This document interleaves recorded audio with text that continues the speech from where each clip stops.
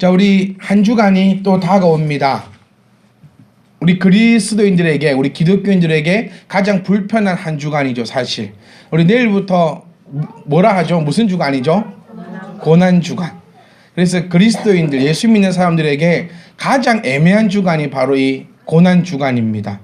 가장 힘들고 또 무겁고 또 어려운 주간 또한 이 바로 고난 주간입니다. 자, 우리는 어떻게 배우고 또 어떻게 내 생각을 가지고 있고 또 어떤 관점을 가지고 있느냐에 따라서 세상이 완전히 다르게 보이는 법입니다. 자, 하나의 우리 예를 들어 보면, 자, 보세요. 목사님을 존중해야 됩니까? 안 존중해야 됩니까? 왜죠? 이게 중요한 거예요. 왜? 복 받으니까. 목사님 섬기면 복 받는다고 했고, 목사님 안 섬기면 저주 받는다고 했고, 또 목사님은 이렇고 저렇고 또 목사들도 마찬가지입니다. 목사를 섬기라고 가르치려고 노력을 많이 합니다. 근데 그것은 잘못된 것입니다. 왜냐하면 하나님의 말씀을 바로 알고 있으면 목사를 존중하지 말라고 해도 존중할 수밖에 없는 것이 사실 성도들입니다. 또 하나님의 말씀을 바로 가르치고 또 바로 알고 있고 그 말씀에 순종하며 살아간다면 목사를 섬기지 말라고 해도 목사를 섬길 수밖에 없는 것이 성도요 교회라는 것입니다. 그런데 이것을 꼭 섬기라고 가르치고 말을 해야지만 섬기게 되고 존중해라 이렇게 한다고 해서 그렇게 되는 것은 교육의 잘못된 방법이라는 거죠. 한 예를 들면 무슨 말인지 깨달아지시죠? 그래서 내가 하나님 말씀을 알기에 여러분들이 얘기한 것처럼 목사 보잘것없는 목사인데 아무것도 아는 것도 없고 아무 보잘것없는 목사가 존경될 수밖에 없다는 것입니다. 왜냐하면 말씀을 내가 알기 때문에. 그리고 섬길 바도 없고 아무것도 없는 사람이지만 그래도 여러분들 마음속에도 참 감사한 것이 어쨌든 간에 물이라도 커피라도 음료수라도 밥이라도 목사에게 얻어먹지 않고 항상 섬겨주려고 하는 그 마음이 여러분 마음 가운데 있음을 알고 그렇기 때문에 저도 더 황송합니다, 사실. 근데 그 마음을 여러분들이 가지고 있는 것은 목사가 거르뱅이라서 그런 것이 아니라 하나님의 말씀을 내가 알기 때문에 그렇게 하는 것이라 믿습니다. 그리고 또 그렇게 하시기 때문에 하나님께서 약속하신 대로 우리들에게 은혜와 복을 부어주신다고 믿습니다. 왜냐하면 하나님께서 우리에게 이렇게 말씀하셨잖아요. 우리에게 약속하셨잖아요. 그러니까 이 원리가 이겁니다. 하나님께서 레위 지파 선지자들을 세우실 때에 그들에게 분깃을 허락지 않으셨습니다.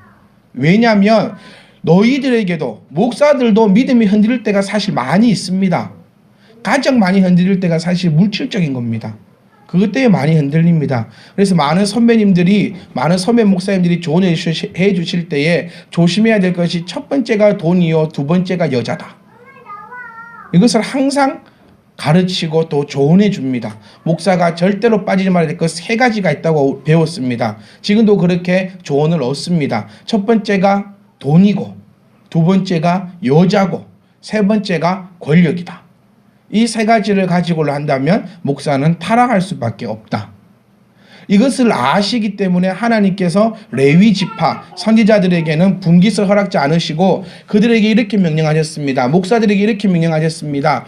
너희가 하나님의 살아있음을 네가 스스로 날마다 느끼고 살아라. 그 말은 너는 길쌈하지도 수고하지도 분깃도 없는데 내가 너를 먹여 살리겠다라고 약속을 하시고 또 하나님께서 백성들을 향하여서 이렇게 얘기합니다. 그러니까 하나님께서 지금 다른 작업을 하신 거예요.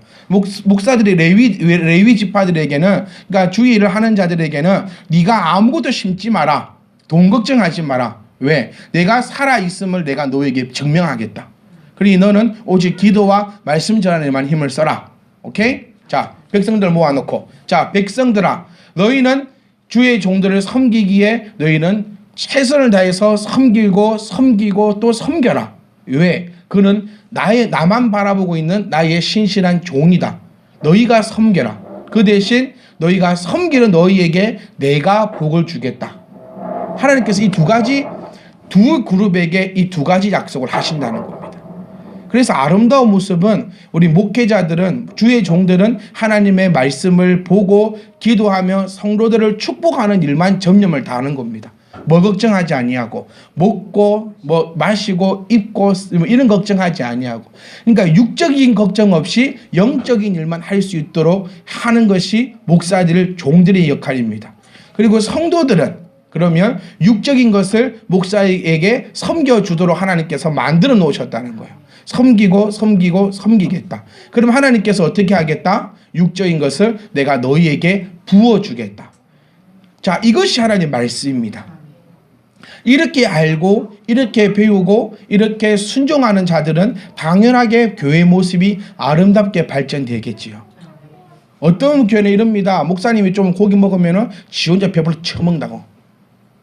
이게 무슨 소리입니까? 질투하고 원망하고 비교하고 그러면서 목사님의 가정을 자기의 이거와 완전 비교의 대상으로 만들며 질투의 화신이 된다는 겁니다. 이건 어떤 자들입니까? 하나님의 말씀을 모르는 자들이라는 거예요. 제가 이 말씀을 드리는 이유가 뭐냐면 그만큼 우리의 교육이 중요하다는 거예요. 그러니까 뭐 이렇게 해라 저렇게 해라. 제가 계속 말씀드리는 게 목사를 섬겨라. 제가 그 말 하지 않습니다. 왜냐하면 저 또한 그것을 좀 사실 좀 좋아하지 않아요. 부담스러워요. 제가 예전에도 말씀드렸지만 저는 밥을 저 혼자 먹는 걸 좋아합니다. 사실. 왜냐하면 어릴 때부터 그리 자라왔고 이렇게 막 또 저는 또 밥을 사주는 걸 더 좋아합니다. 사주면 마음 편하게 시켜 먹잖아요. 근데 얻어먹으면 마음 편하게 못 시켜 먹어요. 나는 고기를 한 7인분은 먹어야 되는데 얻어먹는데 계속 시켜달라고 할 수는 없잖아요. 그런데 내가 사줄 거면 7인분 시켜 먹으면 돼요. 그러니까 마음 편하게 먹을 수 있어요. 그래서 저는 요즘에 그 훈련을 다원을 통해서 합니다. 다원아 좀 사주라 나한테. 나 월급 받았지. 좀 사줘. 좀 사줘봐. 그렇게 농담인데요. 하여튼 이렇게 섬김을 받고 하는 것에 대해서 사실 저는 그렇게 썩 유쾌하게 좋아하지 않습니다. 하지만 여러분들에게 하나님의 말씀을 바로 가르쳐 드린다면 우리가 아름다운 모습으로 나아갈 수 있지 않겠습니까? 내가 목사니까 당연히 너희들은 나를 섬겨야 돼. 이런 마음도 가져서는 안 되고 이런 것도 잘못된 거죠. 그런 것처럼 목사든 성도든 하나님의 말씀 가지고만 우리 불렀던 찬양처럼 말씀하시는 데까지 또 멈추라 하면 내 생각과 안 맞더라도 그 자리에서 멈출 수 있는 그런 아름답게 배우고 또 순종하고 역사를 만들고 그래서 모두가 은혜 있는 그런 저와 여러분이 될 수 있기를 간절히 소망합니다. 다음 주 고난주간이에요. 이번 주 고난주간입니다. 우리는 지금까지 그렇게 배웠어요. 고난주간에는 왠지 금식해야 되고 웃어서도 안 되고 우울해야 되고 침울해야 되고 근데 저희 교회가 세워지고 나서 이제 세 번째 부활절을 맞습니다. 그리고 세 번째 고난주간을 맞을 때마다 저는 이 말씀을 항상 드렸어요. 2년째 이 말씀 드렸습니다. 고난주간에 인상 쓰고 있지 말라고요. 고난주간은 고난받으라고 있는 날이 아닙니다. 예수님께서 왜 고난을 당하셨습니까? 우리 고난 받지 말라고 예수님이 고난 당하신 겁니다. 무슨 말 깨달아지시죠? 예수님이 십자가를 지신 이유는 너도 십자가를 져라라는 의미로 진 것이 아니라 내가 너를 대신하여 십자가 질 터이니 너는 하지 마라. 뭐 하지 마라? 십자가 지지 마라. 내가 우리 하나님 말씀, 에스겔 말씀, 이사야서 말씀처럼 내가 그것을 모든 것을 다 짊어지는 이유는 내 채찍 맞으면 나의 허물 때문이요. 그가 상함은 나의 죄악 때문이고 주가 모든 것을 다 감당하셨는데 우리 스스로가 고난 속에 빠지려고 노력할 필요가 없다는 겁니다. 그래서 우리 고난주간을 맞이하시는 사는 성도 여러분, 고난주간에는 뭐 하시라 했죠? 더 웃으라. 웃고 사십시오. 내가 금식하고 있다 할지라도 금식한다고 티 내지 말고 금식한다고 남편한테 짜증내지 말고 남편한테 짜증내며 금식할 바야 금식 안 하는 것이 더 맞습니다. 괜히 고난주간에서 우울하게 있지 말고 또 우리 그리스도인들이 지금 짐한 게 있어요. 고난주간은 왠지 고난받을 것 같아. 뭔 사고가 일어날 것 같고 고난주간에는 왠지 뭔가가 당할 것 같아요. 이게 바로 쌍팔년도 무당 시절의 이야기입니다. 고난주간에 여러분들에게 고난 오지 않습니다. 무슨 말 이해가시죠? 아침에 눈 떴을 때 해보면서 점치는 것처럼 그런 점치는 시대가 아니라는 겁니다. 고난주간에는 왠지 고난이고 고난주간에 좀 다쳐보십시오. 역시 내 고난주간이라 내가 다친다. 일이 되는 게 우리의 모습입니다. 고난주간에 깜빡 졸다가 앞차 탁 박아보십시오. 역시 고난주간이나 내가 주님과 함께 고난받는 내가 참 주의 사람이구나. 그래서 왠지 고난주간에 고난을 받으며 주와 동행하는 사람, 고난주간에 고난받지 않고 언제 넘어가며 뭔가 주님과 상관없는 사람, 그런 것처럼 되어져 갖는 것이 사실 한국 교회의 형식입니다. 왠지 고난주간만 되면 몸이 아프신 분도 있어요. 그렇죠. 고난주간이라 몸이 아픈 게 아니고 아플 때 돼서 아픈 겁니다. 근데 꼭 고난주간만 되면 나는 몸이 아프더라, 고난주간만 되면 뭐가 이상하더라, 그런 무당에서 배웠던 그런 것들을 다 버려버리시고 우리 한 주간 고난주간 기억하셔야 될 것은 내가 일부러 유흥을 따라갈 필요는 없습니다. 내가 즐거우려고 예를 들어 내가 영화 보고 싶으면 웬만하면 고난주간보다는 다른 주간을 택하십시오. 왜냐하면 고난주간 하면 벌 받는다가 아니라 고난주간의 의미는 예수 그리스도가 고난받음을 왜 고난받았는지, 또 그가 주시는 그 의미는 뭔지, 십자가의 사랑을 다시 한 번 더 내가 되새기는 날입니다. 그래서 평상시와 똑같이 일하고 장사한 다음에 들어누워서 자고 이런 시간이 아니라 고난주간에는 일하고 장사하고 나서 한 5분이라도 10분이라도 그리스도의 그 사랑을 생각하며 기도하는 주간. 그러니까 일부러 고난받는 주간이 아니라, 어떤 교회는 고난주가 되면요 나무 올라매고 산에 올라가는 교회도 있습니다. 사실 진짜로 주님의 십자가를 경험해야 된다면서 나무 큰 거 올라매고 막 질질 끌면서 산에 올라가는 사람들 되게 많아요. 그러니까 그게 바로 죄송하지만 못 배워 사는 짓이에요. 못 배워서, 잘못 배워서. 그러니까 고난주간은 우리 주께서 나 때문에 고난받은 날입니다.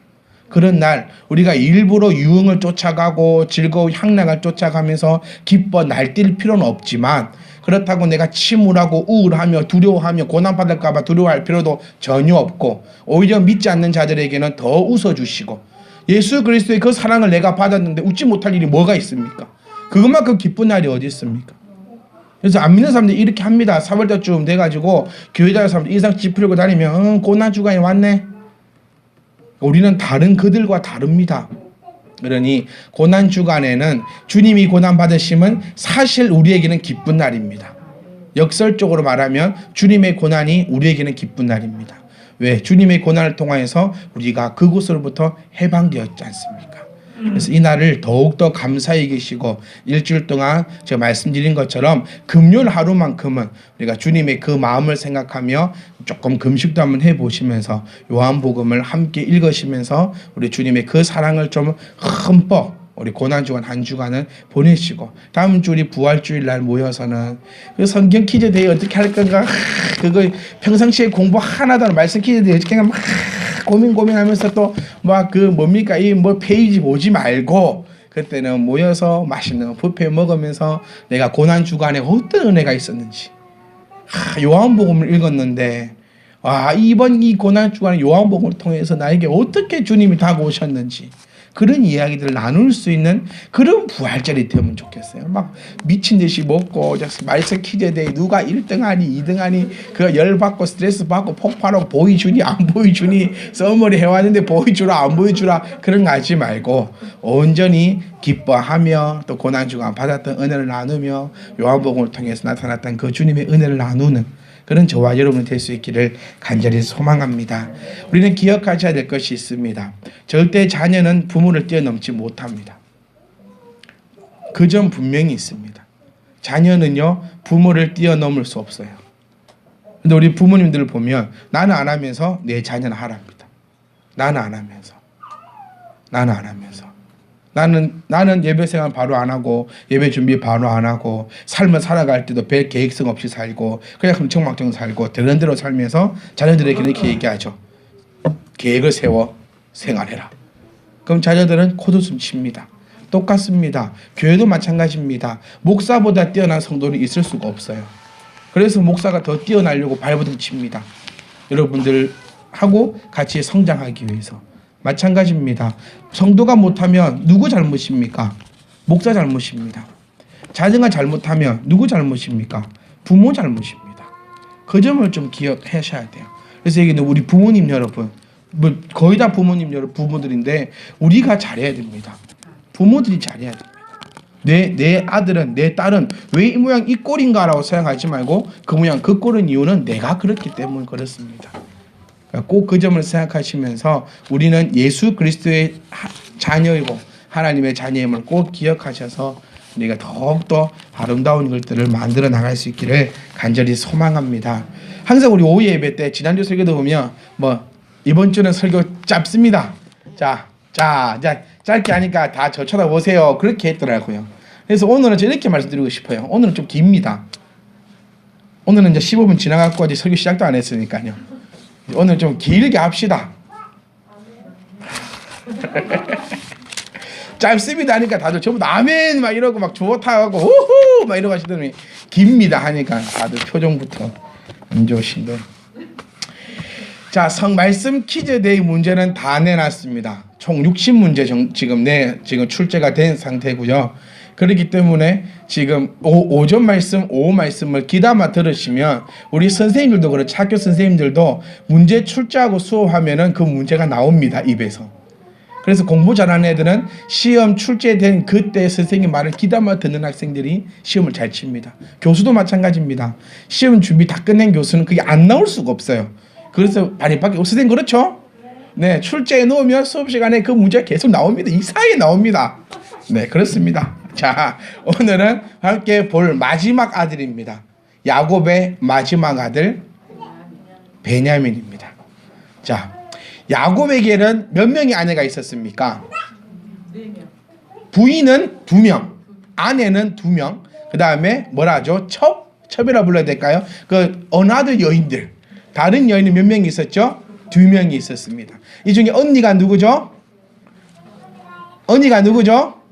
이게 헷갈리면 안 됩니다. 언니가 누구죠? 레아고 동생이 라헬입니다. 자, 레아에게 몇 명의 아들이 있었습니까? 자, 우리가 지금까지 배울 때는 둥글스름하게 10명이다 배웠지만 정확하게 우리가 공부하고 나니까 정확하게 몇 명이었죠? 자, 12 중에 2명 뺐죠? 그럼 2명 남았습니다. 10명 남았습니다. 여기서 또 실바의 아들이 몇 명이었죠? 2명에 또 그래요. 이런 걸 공부하셔야 돼요. 자, 이런 거. 자, 넘어갑니다. 자, 여기까지 하면 되지. 제가 뭐 얼마나 더 드려야 됩니까? 자, 우리 베냐민의 이름의 뜻은 오른손의 아들, 믿을 만한 아들이다라는 뜻을 가지고 있습니다. 우리가 다들 아시는지 모르겠지만 라헬의 마지막 아들이죠. 라헬의 마지막 아들이 베냐민인데 라헬은 이 아들을 낳다가 죽게 됩니다. 난산으로 인해서 죽게 되는데 사실 이 아이가 뱃속에 있을 때 세상을 떠나면서 그러니까 애 낳다가 깨꼬락 죽는 건 아니잖아요. 이게 죽으려고 이렇게 신호가 오잖아요, 엄마들이. 그래서 우리 그 출산은 사실 생명을 주는 거잖아요, 애들한테. 요즘에야 병원이 워낙 발달되어 있으니까 애 낳다가 죽는 사람이 아무도 없을 것 같은데도 죽어요.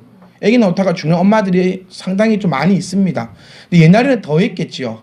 그래서 그래서 하나님께서 하와에게 저주가 내리신 게 뭐죠? 잉태의 고통입니다. 출산의 고통.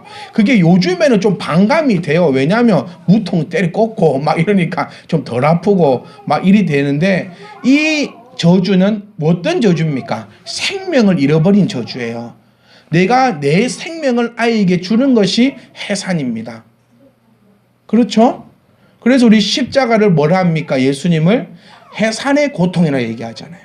해산이 뭡니까? 내 생명을 누구에게 준다? 자녀에게 주는 것이 해산입니다. 그것이 십자가라는 거예요.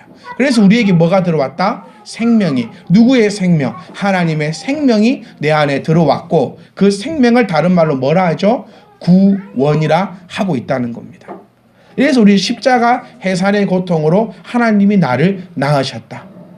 그러니까 하나님께서 하와에게 내린 저주를 하나님도 그대로 실현하시는 거라는 겁니다. 이 좀 놀라운 일인데 아무도 놀라우지 않으시니까 제가 더 놀랍습니다. 다 알고 계셨나 싶기도 하고. 근데 이 고통, 이 생명을 전해줄 때 베냐민을 낳으면서 엄마가 너무너무 힘들고 죽으려고 하니까 베냐민의 이름을 베논이라고 지으면서 죽습니다. 베논이. 원래 베냐민의 원래 이름은 베노니입니다. 출생신고하기 전 이름이 바로 베노니. 베노니의 이름은 슬픔의 아들이라는 뜻입니다. 내가 이 아이를 낳으면서 죽으니 라헬은 얼마나 억울하겠습니까? 그러니까 우리가요, 이 좀 생각하셔야 될 게 요즘에는 금쪽 같은 내 새끼입니다. 근데 이 시절만 해도 자식은 그냥 어쩌면 정치의 하나의 위한 그런 소산물밖에 되지 않는 시대가 바로 이 시대입니다. 우리가 조선시대 드라마를 보고 역사서를 봐도 그렇잖아요. 자녀하고 막 이런 요즘에 그 빛나거나 미치거나 그거를 봐도 꼭 첫째 아들은 아들의 첫 번째 결혼은 뭘로 해야 된다? 결혼해야 된다? 이런 드라마를 좀 보세요. 역사 드라마를. 자, 빛나거나 미치거나 뭐냐 그거? 미치거나 환장하거나? 빛나거나 미치거나? 그 드라마 있지, 장형 나오는 거. 그 드라마 보면 첫 번째 아들 태자는 황명으로 결혼해야 됩니다. 황명으로. 그래서 정치적인 이용을 위해서 황명으로 결혼하게 됩니다. 그런데 장희가 그걸 했니 안 했니 막 왕소전학을 했니 안 했니 해가지고 시끄러운 게 지금 빛나거나 미치거나 그 드라마 내용인데요. 자, 그것처럼 이 애가 이 지금 여인에게 있어서는 아이에게 있어서는 베냐민이라는 이 아이가 그렇게 크게 아닌데 지금 얘 나타나 내가 죽게 생겼어. 앞으로 내가 이제 좀 빚 좀 볼라 하는데 이제 좀 빚 갚았고 좀 잘 살만하고 이제 좀 남편으로부터 사랑도 좀 받으면서 이것들하고 잘 살라고 했는데 애를 놓으면서 꼴까닥 죽어요. 그러니까 이름을 베노니, 슬픔의 아들이라는 뜻이 했는데 이 이름을 야곱이 계명을 합니다. 그래서 베냐민의 뜻은 오른손의 아들, 믿을만의 아들, 뜻과 같이 평온하고 순조롭게 살아갑니다. 사실 이 베냐민은 좀 행운의 아이입니다. 행운의 아들입니다. 자, 베냐민이 전에는 누가 있었지요? 요셉이 있었습니다. 자, 요셉은 아버지로부터 사랑을 많이 받았고 그 반대로 형들에게는 미움을 엄청나게 받았습니다. 그 결과 형들의 손에 의해서 애굽으로 팔려가게 되었고 아버지에게 형들이 거짓말을 했죠. 죽었다라고. 그렇게 해서 이 야곱이 요셉을 향했던 사랑이 누구에게 내려갈까요? 베냐민에게 내려갑니다. 그럼 이 10명의 형들은 야곱의 10명의 자식들, 요셉의 10명의 형들은 요셉에게 대한 미안한 마음이 있을까요? 없을까요? 있죠. 그렇기 때문에 베냐민에게는 어떻게 했을까요? 아주 잘해줬습니다. 그래서 베냐민은 좀 행운의 아이입니다. 행운의 사람입니다. 원래 요셉 때문에 아버지한테도 사랑을 잘 못 받았고 또 어리니까 형들에게 그냥 고만고만했는데 요셉이 없어짐을 통하여서 아버지로부터 많은 사랑을 받으며 성장했고 모든 형들에게도 사랑을 받는 사람이 베냐민이었습니다. 베냐민은 대담한 점이 있었고 민첩하였으며 판단이 빨랐다고 합니다. 요셉이 애굽의 총리 대신으로 있었을 때 11제자 중에 베냐민을 보자 목을 끌어안고 큰 울음을 터뜨렸던 것을 보면서 요셉 또한 베냐민에게 특별한 형제가 있었음을 우리가 보게 된다는 겁니다. 오늘 본문 말씀을 보시면 아버지 야곱은 베냐민에 대해 예언할 때에 물어 뜯는 일이요 움킨 것을 나누는 것으로 축복했습니다. 이는 베냐민의 후손이 용맹한 이스라엘의 파수꾼으로 등장하려는 것으로 이 예언은 에훗, 이스라엘의 초대 왕 사울과 그 아들 요나단, 에스더와 모르드게, 사도 바울의 활약으로 성취되었습니다.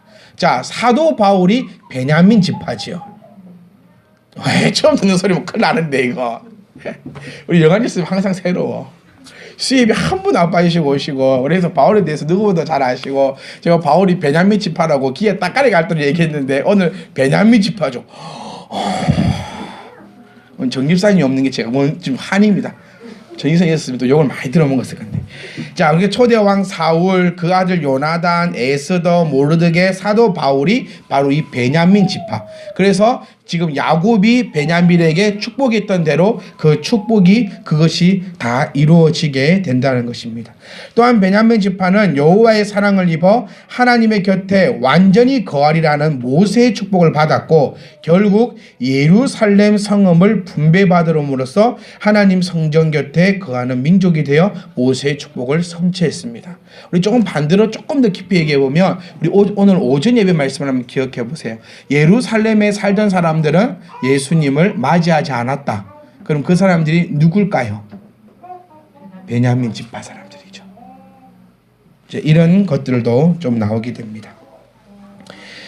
자, 그러나 사사시대에는 레위 사람의 아내를 베냐민 지파 사람들이 융간하고 죽게 됩니다. 그러니까 베냐민 지파 사람들이 레위 지파의 아내를 융간하고 또 그 여인을 죽여버립니다. 그런데 중요한 것은 이 사건을 가지고 베냐민 지파는 회개하거나 잘못을 고하거나 용서를 구한 것이 아니라 오히려 더 떳떳하게 얼굴을 들고 가슴을 펴고 그들과 대응하게 됩니다. 그를 통하여서 그 베냐민 지파는 모든 지파에게 적이 되고 모든 지파가 베냐민 지파를 도륙하게 됩니다. 그 후 베냐민 지파는 600명의 생존자들만 남게 됩니다. 600명을 제외하고 모든 베냐민 지파는 11지파에 의해서 다 도륙당하게 됩니다. 그 후 600명의 생존자들은 야베스 길르앗 여인 중에서 처녀를 취하여 그 지파를 계승시켰음이 말씀을 통하여서 나타나고 있습니다. 또 이 베냐민 지파의 또 우리 뭐랄까요, 이 하나의 업적 가운데 하나는 왕국 분열 시기에 다윗 왕가의 유다 지파와 연합하여 남왕국과 예루살렘을 수호합니다. 다시 말하면 우리 지금 성경 공부 때 배웠던 여로보암 왕이죠. 르호보암 왕이 솔로몬 아들이 왕이 다 듣고 계십니까? 그만할까요? 집에 갈까요? 자, 솔로몬 왕이 죽고 그의 아들이 왕이 될 때에 북과 남으로 나뉘어진다 했죠. 북이스라엘과 남유다. 잘 들으셔야 됩니다. 자, 이때 북이스라엘과 남유다 중에서 누가 다윗의 혈통의 나라입니까? 남유다죠. 그 북이스라엘은 나머지 사람들이 돌아가면서 왕을 했다 했지 않습니까? 이때 남유다에 속해 있던 지파가 바로 이 베냐민 지파였다 라는 점을 우리가 알 수 있습니다. 베냐민 지파는 왕국의 분열 시기에 다윗 왕가인 유다 지파와 연합하여 남방국가 예루살렘을 수요함으로써 이스라엘을 지킨 지파가 되었고, 따라서 유대 나라의 수도 예루살렘이 베냐민 땅에 계속해서 서게 되는 놀라운 일이 일어나게 되었다는 것입니다. 베냐민 지파는 가장 작은 지파였습니다. 12지파 중에서 가장 수가 적고 힘도 없고 가장 연약한 작은 지파였지만 주님의 사랑을 받음으로써 이스라엘 중심인 예루살렘을 분깃으로 받게 되었습니다. 이와 같이 하나님께서는 작고 보잘것없는 자들도 들어 쓰심을 우리가 기억할 수 있기를 간절히 소망합니다. 내가 남들과 비교해 보면, 그렇죠, 내가 옆 사람과 비교해 보면, 내가 이 사람과 비교해 보면 참 연약하고 보잘것없지만 하나님은 이 연약하고 보잘것없는 나를 선택하셔서 나를 들으셔서 하나님의 놀라운 역사함을 일으키심을 우리가 기억하고 또 기억할 수 있기를 간절히 소망합니다. 우리는 나약합니다. 우리는 보잘것없습니다.